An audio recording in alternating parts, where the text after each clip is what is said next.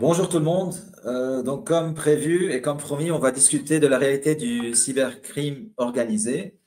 Je vais commencer par une petite introduction. Euh, qui de vous regarde Netflix, spécifiquement la défense Lincoln ou Lincoln Lawyer en anglais? Levez la main si vous connaissez Netflix déjà et levez la main si vous connaissez la défense. C'est l'avocat qui a la voiture Lincoln et qui fait face à des cas assez critiques en Californie. Très bien. Donc, il y a des gens qui connaissent. Donc, n'importe quel crime, il est caractérisé d'après Lincoln Lawyer. Donc, c'est pas de la cybersécurité, on parle du crime. Il est caractérisé par trois piliers de base. C'est l'opportunité, c'est les moyens et c'est le motif. Donc, en anglais, dans un cas avec Lincoln Lawyer, il a dit on se focalise toujours dans le cybercrime classique sur le motif ou la motivation de l'attaquant. Est-ce qu'il est motivé pour cibler quelqu'un? Et on se focalise sur les moyens. Alors qu'en cybersécurité, malheureusement, on se focalise sur l'opportunité seulement. Et nous-mêmes, à Potech, on se focalisait toujours sur l'opportunité il y a 15 ans. Et la plupart des solutions cyber se sont focalisées sur l'opportunité. Donc, on bloque les mails phishing et scamming. On bloque les vulnérabilités. On bloque la fuite de données. Donc, on est en train de bloquer à chaque fois l'opportunité sans toucher aux moyens de l'attaquant.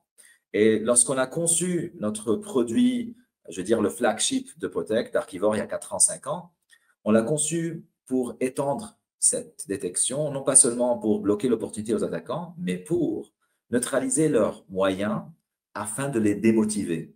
Donc, notre mission, c'est de neutraliser les moyens des attaquants pour qu'ils soient démotivés.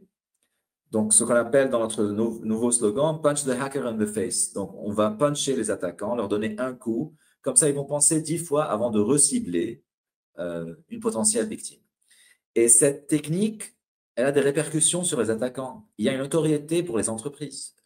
Un de nos clients, après avoir fait plus de 1000 interventions en tant que punching, donc on a neutralisé les moyens des attaquants, ils ont arrêté de cibler cette entreprise et on a perdu ce client parce qu'il n'a plus besoin de nous. Je rigole, mais il a pris d'autres services. Mais quand même, une fois les attaquants, on les démotive. En fin de compte, ils ont deux buts, ou bien gagner de l'argent, ou bien avoir des données assez spécifiques pour des raisons politiques ou géopolitiques.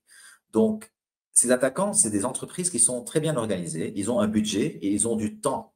En neutralisant leurs ressources à chaque fois, ils perdent leur temps et de l'argent. Donc, ils vont choisir une cible qui est moins bien équipée que la cible qui a neutralisé leurs moyens. Et on leur fait mal. Et d'une façon, je vais dire, un petit peu émotionnelle, on est assez content avec nos clients parce que c'est pas seulement les analystes cyber et les consultants cyber qui vont subir le stress d'une attaque, mais c'est aussi l'attaquant lui-même qui va se lever le matin, toute son entreprise et toutes ses infrastructures ont été neutralisées.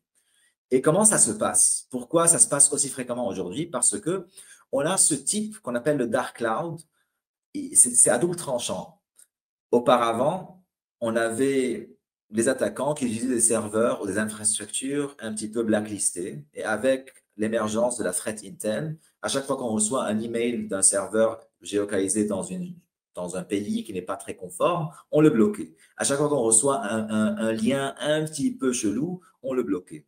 Mais parce qu'on bloquait beaucoup, les attaquants, ils ont commencé à utiliser les mêmes ressources qu'on utilise. On vient maintenant le matin, aujourd'hui à 4 heures du mat, on vient de bloquer une attaque qui se passait sur SharePoint. Donc, l'attaquant utilise les ressources Microsoft pour envoyer des mauvais fichiers. D'autres attaquants utilisent Google Drive, d'autres ils utilisent GitHub ou Wondershare. Donc, les attaquants n'ont plus de solution que de cibler les nouvelles victimes avec des infrastructures qu'on connaît déjà. Donc, ils utilisent le même cloud qu'on utilise. Et ça, c'est une bonne nouvelle parce que maintenant, on peut neutraliser et leur faire payer de l'argent. C'est une mauvaise nouvelle parce que ça peut dépasser les contrôles qu'on met en place. Si on reçoit un WhatsApp ou un Gmail ou un Google Drive ou un SharePoint, on lui fait confiance. C'est potentiellement quelqu'un qui nous envoie un truc légitime. Ça, c'est le bad news. Good news, c'est qu'on peut neutraliser et leur faire payer de l'argent. Donc, ce dark cloud, c'est pas seulement que les attaquants sont passés à un niveau, à une infrastructure qui est utilisée par nous-mêmes. Ils utilisent même les mêmes ressources de ChatGPT, Gemini, Copilot, Claude, etc. Donc, on va discuter de ça. Donc, ça, c'est la mauvaise nouvelle et bonne nouvelle. Mais aussi, c'est devenu un écosystème assez spécialisé, un écosystème qui est trop connecté, ce n'est pas l'attaquant qui va piquer votre mot de passe qui va l'utiliser forcément. Il va le vendre à quelqu'un d'autre. Et celui qui va utiliser ce mot de passe, ce n'est pas lui qui va utiliser la carte de crédit qui a été récoltée. Il va le vendre à quelqu'un d'autre. Donc, c'est un écosystème de spécialistes. Chacun a la spécialité et ils collaborent ensemble. Donc, n'importe quel utilisateur malveillant, sans avoir des compétences techniques, peut lancer des attaques. Et c'est ça le problème auquel on fait face aujourd'hui. C'est que n'importe quel utilisateurs malveillants. Ça a commencé dès le Covid. Il y avait beaucoup de mafieux qui ne pouvaient plus bouger leurs drogues et leurs armes physiquement à cause de tous les contrôles qui ont été faits physiquement. Ils ont fait la digital transformation. Donc, ils ont fait la transformation digitale comme n'importe quelle entreprise et ils sont passés dans cet écosystème. J'ai choisi 8 caractères. C'est déjà sur nos blogs, ces 8 caractères qu'on va discuter. Aujourd'hui, on va discuter 3 caractères assez spécifiques. Mais je vais passer par ces 8 caractères ou ces 8 types d'attaquants et de spécialistes auxquels on fait face. Je vais commencer par le plus facile techniquement, c'est le Negotiation as a Service. Donc, une fois l'attaquant va lancer un rançongiciel, ce n'est pas lui qui fait la négociation. Il va recruter un négociateur professionnel du dark web en lui payant 2% ou 1% de la somme pour qu'il fasse ces négociations. Donc, imaginez-vous, ce n'est même pas du cyber dont on en parle. C'est des négociateurs qu'on recrute dans le dark cloud. Et c'est pour cela qu'on l'a appelé le dark cloud parce que c'est un service qui est assez facile. On va voir maintenant des exemples. C'est assez utilisable, c'est user-friendly, tout le monde peut utiliser ce service-là. Donc, je ne vous incite pas à les utiliser, mais à vous méfier et voir comment on peut les neutraliser.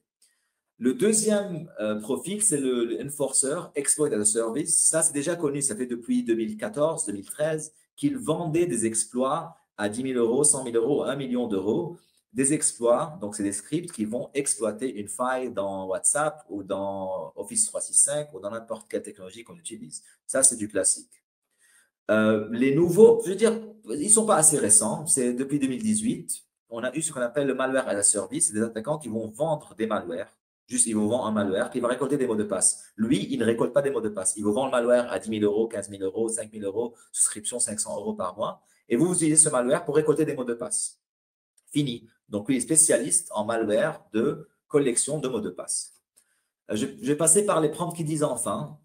On a le Access as a Service. Ça, c'est le deuxième acteur après la récolte de mots de passe. Donc, c'est lui qui achète les malwares après les avoir achetés et les déploie sur des victimes en faisant du phishing ou en mettant ce malware-là dans une application chelou ou dans un plugin ChatGPT, un faux plugin ou une fausse application Android. Donc, une fois le malware déployé, il va récolter des mots de passe et lui, il vend que des mots de passe.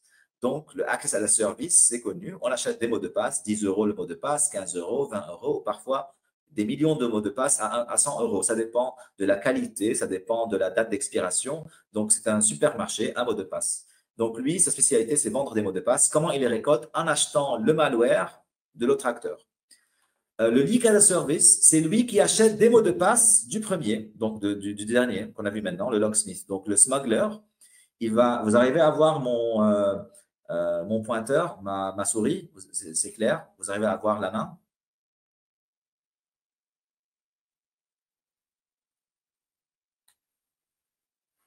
Donc, levez la main si vous arrivez à voir le curseur que je suis en train de bouger maintenant. Très bien, parfait.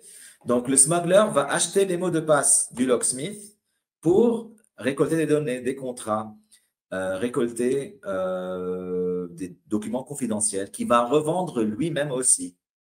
Donc, c'est un leak as a service, c'est un data smuggler. Il va vendre des données confidentielles, des contrats, des identifiants, pas spécifiquement. Le locksmith vend des identifiants. Donc, le data smuggler, il va montrer des passeports, des cartes de crédit.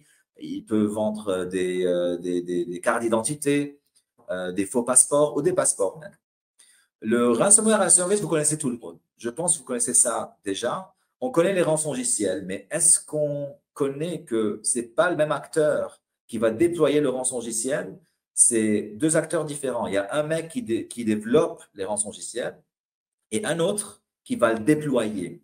Ce mec qui va déployer les rançongiciels, c'est un attaquant qui a acheté les mots de passe de l'autre. Donc, si on veut vraiment faire une attaque de rançongiciel, l'attaquant va acheter les mots de passe du Access as a Service, il va acheter le rançongiciel à 50 000 euros, à peu près parfois à 100 000 euros, ça dépend combien d'antivirus il peut contourner, donc il y a différents prix. Il achète à 50 000 euros de l'autre et il déploie le rançongiciel. Une fois le rançongiciel déployé, il va recruter le négociateur à la service pour faire la négociation, avoir la plus grande somme. Une fois la somme est reçue, le rançon social touche 40% à peu près des bénéfices. Le mec qui a déployé le rançon social touche 50% et 10% au négociateur, ou ça dépend. Donc, on fait plus face à des attaquants, à des groupes. D'habitude, on voit toujours dans les médias, le groupe X a fait ceci, le groupe X a fait cela. On voit maintenant que les groupes sont en train de faire même des collaborations. On peut voir que Shiny Hunters ont fait une collab, comme je vais dire Nike, Adidas ou Puma, machin. Ils font des collabs avec Ariana Grande ou Beyoncé. Ils font des collabs ensemble. C'est ce qui s'est passé avec Google et Salesforce. Ils ont fait une collab pour vraiment exploiter et mettre leurs ressources à l'accès des contreparties. Donc, ils vont collaborer ensemble pour faire une attaque beaucoup plus effective. Le dernier, ça c'est un mec assez connu depuis 2008-2009. C'est ceux qui vendent des DDoS as a service. Donc, on les paye pour qu'ils lancent des attaques de DDoS. C'est quoi le DDoS? Lorsqu'on lance beaucoup de trafic pour arrêter les services naturels d'une entreprise ou d'un site web. Donc, imaginons DDoS DDoS, c'est Distributed Denial of Service. C'est déni de service. Donc, c'est une attaque assez simple qui compte à envoyer des milliards de paquets et d'octets par milliseconde à une certaine ressource, un site web, une application mobile, un cloud, pour qu'il ne fonctionne plus et qu'il soit débordé de la bande passante. Ça, c'est du classique. Je pense que tout le monde connaît déjà. Donc, voilà quelques caractères. Ce n'est pas tous. Ils sont déjà disponibles sur notre blog et sur notre page LinkedIn et notre site web. On va passer à quelques exemples. Avant de finir, on a les cybermignons, les prompt kiddies. En 2008, on a fait face à un type d'attaque qu'on appelle les script kiddies. Ils avaient appris sur YouTube et Google quand on lançait une attaque en 2 semaines. Ils font quelques leçons en ligne, ils font quelques exemples, ils regardent quelques exemples sur YouTube et après, ils lancent une attaque qui va être parfois impactante, parfois non, mais ils ne sont pas assez expérimentés. Mais maintenant, avec ChatGPT, Claude et Gemini, on fait face aux prompts qui disent ce n'est plus en 2 semaines, c'est en une seule journée qu'ils vont pas seulement, ils vont même pas apprendre, ils vont lancer l'attaque et déployer leurs malwares qui ont été écrits automatiquement par GPT et Claude, etc. On peut voir en ligne, si vous voulez voir sur ChatGPT et Claude, il y a des versions de ChatGPT et Claude qui sont vendues même sans faire du prompt engineering, avoir les malwares et les scripts malveillants déployés et codés en quelques secondes sans que l'utilisateur soit technique. Et on va commencer aujourd'hui par les prompt kiddies. On a fait face à un prompt kiddie il y a 6 mois. Il y avait 1 an ou 2 ans, à chaque fois qu'il y avait une fuite de mot de passe, on disait à nos clients que dans 2 semaines potentiellement, il y aura quelqu'un qui va exploiter ce mot de passe, spécifiquement si ce mot de passe a été leaké vis-à-vis d'une application assez spécifique. Donc, si un mot de passe leaké est sur Office 365 ou Gmail, on prévoyait dans 1 semaine que quelqu'un va essayer de s'identifier parce que ces applications sont connues. Mais lorsqu'un mot de passe est fuité visant une application custom, une application d'une banque, d'un e-commerce qui est assez spécifique, ce n'est pas un e-commerce comme Amazon, etc. On disait que dans 1 mois à 2 mois, 3 semaines, il y aura quelqu'un qui va l'exploiter juste pour avoir le temps d'analyser l'application, comment ça fonctionne, et puis lancer les authentifications de mots de passe. Malheureusement, de nos jours-ci, en 2025, en 48 heures, une fois les mots de passe sont leakés, même si c'est des mots de passe sur des applications hyper spécifiques et hyper customisées, à l'aide des prompts qui disent qu'ils utilisent ChatGPT et Claude, c'est hyper facile. En 2 secondes, ils vont faire l'analyse du site et même pas développer, automatiquement coder les scripts qui vont essayer la multitude des mots de passe leakés. C'est ce qui s'est passé avec une victime qui nous a contactés. Ils nous ont dit il y a quelqu'un qui est en train de faire du chantage, du blackmailing. On a lancé un scan d'Archivore pour voir les données fuitées. On a remarqué que c'était des mots de passe qui sont leakés à 2 jours. Et spécifiquement, on a reconnu c'était quoi le mot de passe qui a été utilisé par cet attaquant directement, d'après les données qu'il postait. C'était un ancien serveur de test qui ne servait à rien, avec des codes hyper anciens qui ne servent à rien. Donc, l'utilisateur ou la victime a été rassuré dans 24 heures que c'est des données qui n'ont pas de sens, s'il n'y a pas de propriété intellectuelle, c'est des tripes de test, s'il n'y a pas de données de clients. Donc, l'attaquant qui est un prompt kiddie, qui n'avait plus aucune carte pour bien jouer sa négociation, il est passé à une sorte de begging, donc il essayait de faire n'importe quoi pour avoir de l'argent. On leur a dit, OK, très bien, vous êtes un prompt kiddie qui est assez performant, poster cette vulnérabilité sur ce serveur de test sur des plateformes comme HackerOne, comme Open Bug Bounty, pour toucher l'argent légitime, éthique d'un attaquant qui a lancé un exploit sur une vulnérabilité et qui la classifie en tant que recherche. Donc, c'est légal.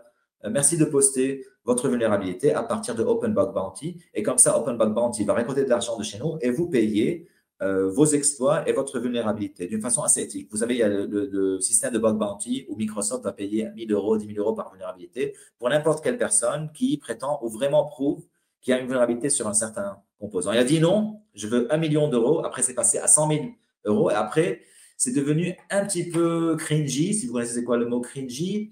Il avait dit, oui, j'ai perdu ma maison, j'ai besoin d'argent pour bâtir une maison à ma famille et une maison qui est contre les tremblements de terre. Donc, il y a eu un tremblement de terre dans mon pays et maintenant ma maison est cassée et je dois bâtir à 1 million d'euros une maison à ma famille qui soit immune contre les tremblements de terre. On a dit oui, on vous a cru, c'est hyper spécifique. Et on lui a posé la question, est-ce que vous étiez en Turquie? Vous êtes turc? Il a dit non, non, non, je suis chypriote. Donc, on a directement su que ce mec-là, c'était un mec de la Turquie. Il y avait malheureusement un tremblement de terre là-bas, mais je pense spécifiquement qu'il n'était pas affecté. Et moi, il a commencé, ah oui, je dois sauver ma famille, j'ai besoin d'argent. C'est plus devenu un négociateur, attaquant, professionnel. On a directement su que c'est un prompt qui dit. Et à cause de ChatGPT, il a prétendu être un attaquant qui est professionnel. Donc, on peut voir ici que la date d'enregistration de son profil, c'était potentiellement en juin. Donc, c'était dans la même phase où, donc le 7-6-2025, on peut voir ici. Donc, il a créé un post dark web. Il n'avait même pas la notoriété pour avoir un utilisateur là-bas. Donc, ce n'est pas un professionnel. Il a juste créé un post dark web sur un nouveau forum pour prétendre être un attaquant. Et potentiellement, c'est ChatGPT ou Claude ou Gemini qui l'a aidé à créer ce compte en moins de 24 heures. D'habitude, ça a besoin de temps pour créer un compte, avoir une réputation. Donc, on a directement su que ce mec-là, il a juste créé son compte. Ce n'est pas un attaquant qui fait partie d'un groupe, c'est un prompt qui dit potentiellement. Si cette attaque avait eu lieu il y a 2 ans, 3 ans, je pense que dans 2 mois, 3 mois, il aurait accès à cette donnée, mais potentiellement non, parce qu'il aurait beaucoup plus de mots de passe à tester. Donc, il aurait beaucoup de mots de passe plus faciles à tester sur Office ou sur Gmail ou sur Amazon. Mais puisque avec les LLM et toute l'IA générative, il a pu tester ce mot de passe et malheureusement, il n'a pas eu les données qu'il voulait avoir. Ce n'est pas vraiment de données qui pouvaient vraiment faire du blackmail et du chantage pour ceci. Les autres prompts qui disent, malheureusement, j'avais discuté ça lors de l'Exapitch il y a 3 mois, le cyberbullying et les deepfakes. Donc, c'est quoi les deepfakes? Qui connaît les deepfakes? Levez la main si vous connaissez c'est quoi deepfake. Levez la main si vous connaissez c'est quoi deepfake.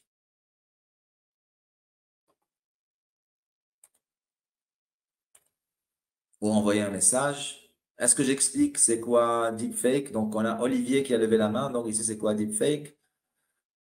Lucas connaît les… Salut Lucas, ça va? Lucas connaît les deepfakes. Donc, les deepfakes, c'est des fausses vidéos que quelqu'un peut générer en utilisant l'IA générative.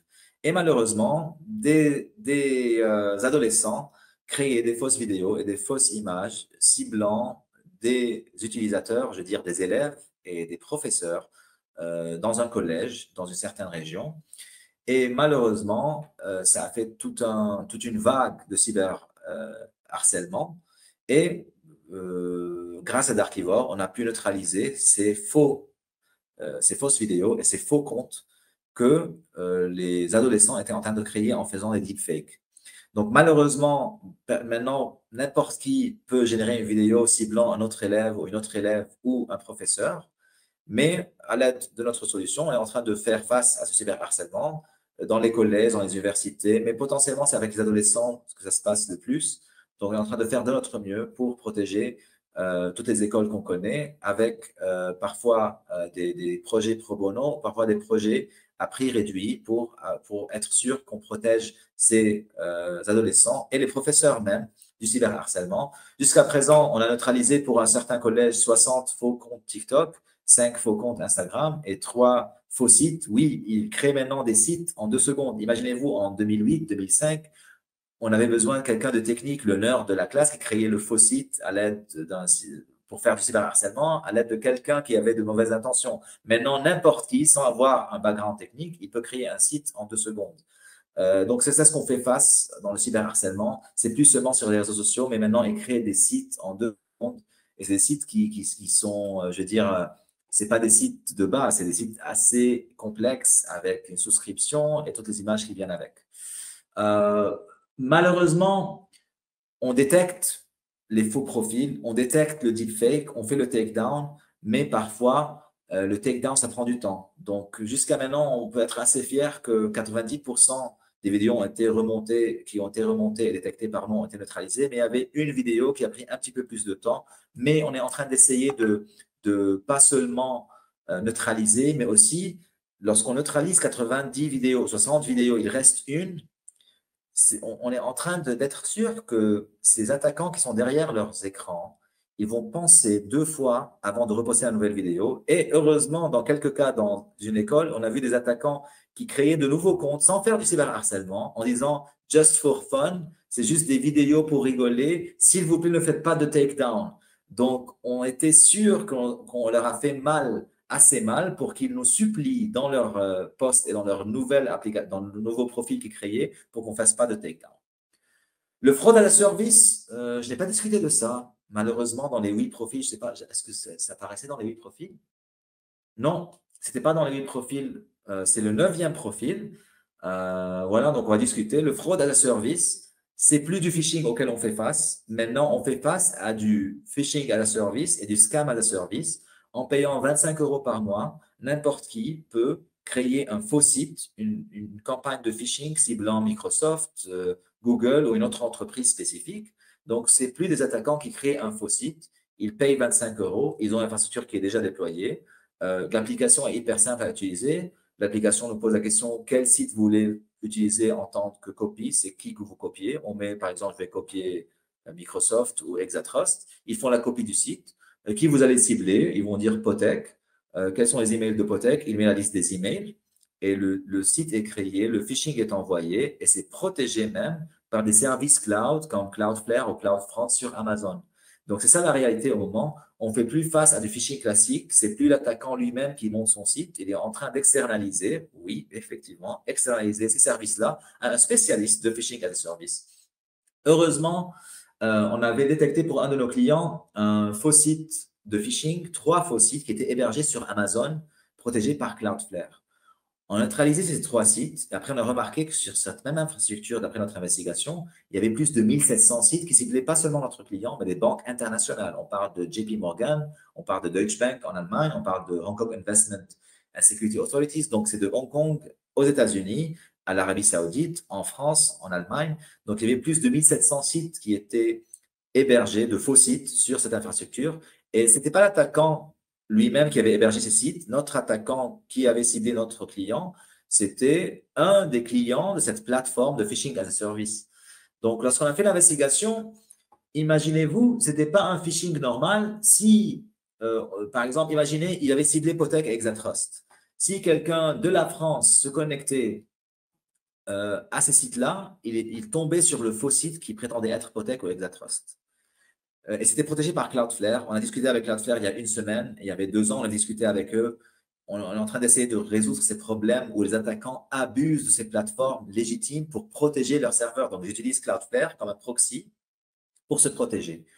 Si quelqu'un visitait le faux site Potek ou Exatrust, par exemple, de l'Amérique latine ou de la Chine, c'était un pays non ciblé par l'attaquant, il était redirectionné vers un site légitime.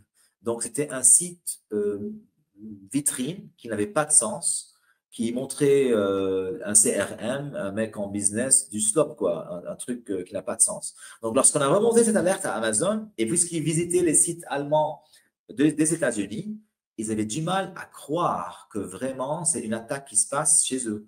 Et on leur a dit non, connectez-vous de la France pour voir les victimes françaises, connectez-vous des Émirats pour voir les entreprises au Moyen-Orient, connectez-vous de Hong Kong pour voir ces entreprises-là.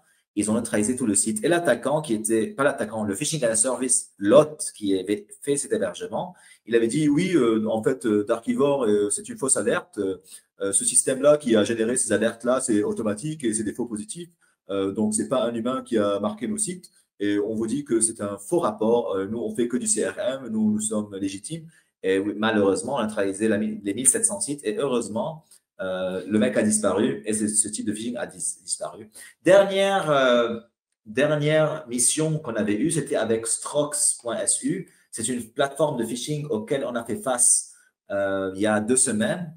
On a pu neutraliser leurs emails qui étaient hébergés chez ProtonMail. Le ProtonMail était hyper professionnel et hyper éthique. Ils ont neutralisé le mail en moins de 2 heures. Mais malheureusement, l'hébergement, c'était dans un pays, je vais dire, non régulé. On n'a pas pu faire la neutralisation en 24 heures ou 48 heures, mais on a blacklisté ces sites-là, ce site de phishing as a service, sur la plupart des filtres web et mail. Et heureusement, il y a juste 48 heures, j'étais en train de dire à Valérie j'étais en train de mettre up-to-date les slides, qu'on a neutralisé le site il y a 2 jours complètement. Heureusement, ce pays non régulé a eu un petit peu peur des blacklists. On a même neutralisé, pas neutralisé, on a blacklisté, on a envoyé ces alertes à tous les sortes européens. Et maintenant, il était sur la blacklist, l'hébergeur non régulé était sur la blacklist de tous les sortes européens. Et on lui a mis la pression pour neutraliser ce site. On va voir dans l'exemple, ça c'est l'interface, on s'est infiltré là-dedans. On a vu qu'on pouvait acheter des serveurs à 5 euros. Et on pouvait, par exemple, ici, on a vu qu'il y avait quelqu'un qui prétendait être Wells Fargo, un autre qui prétendait être une autre entreprise. Je ne sais pas c'est quoi l'entreprise. J'essaie de voir le nom. Et bien sûr, ils peuvent mettre les conditions. Lorsqu'on crée le site de phishing, l'utilisateur peut faire le login. L'utilisateur doit avoir des cartes de crédit qui sont actives et non pas désactivées. Donc, c'est un système qui est mis en place, qui est assez solide. On va choisir notre site de phishing s'il va accéder des cartes de crédit des victimes qui sont actives ou non. Est-ce qu'on veut récolter n'importe quelle carte de crédit pour l'info ou non? On doit avoir des cartes de crédit où il y aura un blocage d'un certain nombre d'euros ou certain amount. Donc, on va voir ici, leurs offres, elles sont assez spécifiques et assez, je veux dire, bien cloisonnées. On a le premier lot, c'est à 25 euros. On aura 4 gigaoctets de mémoire, 50 gigaoctets de stockage si on veut faire du phishing et 2 CPU. Si on est beaucoup plus professionnel, on peut payer 35 euros pour avoir beaucoup plus de mémoire et avoir un phishing beaucoup plus efficace. Et si on veut que ça soit hyper performant, on peut payer 45 euros ou 45 dollars par mois pour lancer ces attaques. Donc, vous pouvez vous-même, maintenant, vous ne pouvez plus le faire, c'est plus en ligne, mais le site c'était strox.su. Je vais juste m'assurer qu'ils ne sont pas remontés en ligne. On sait maintenant qu'on a neutralisé et on sait que dans 2 semaines ou 3 semaines, ils vont remonter l'infrastructure sur un autre hébergeur et on sera là pour neutraliser. Heureusement, c'est une collaboration avec des CERT européens sans mentionner. Il y avait un CERT français, mais je ne vais pas dire c'est quel CERT français parce que ces attaques-là ont été détectées pour un secteur français assez spécifique et ça ne visait pas seulement. Donc, c'est un hébergement de phishing. Ça visait quelques secteurs français, mais aussi, comme vous voyez, Wells Fargo aux États-Unis. Mais on a fait la collaboration puisque nos 2 clients qu'on protégeait, c'était dans un certain secteur spécifique.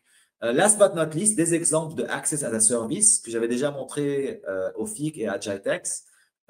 Ils vendent des mots de passe. On ne parle plus de mots de passe, malheureusement, de comptes bancaires et d'e-commerce.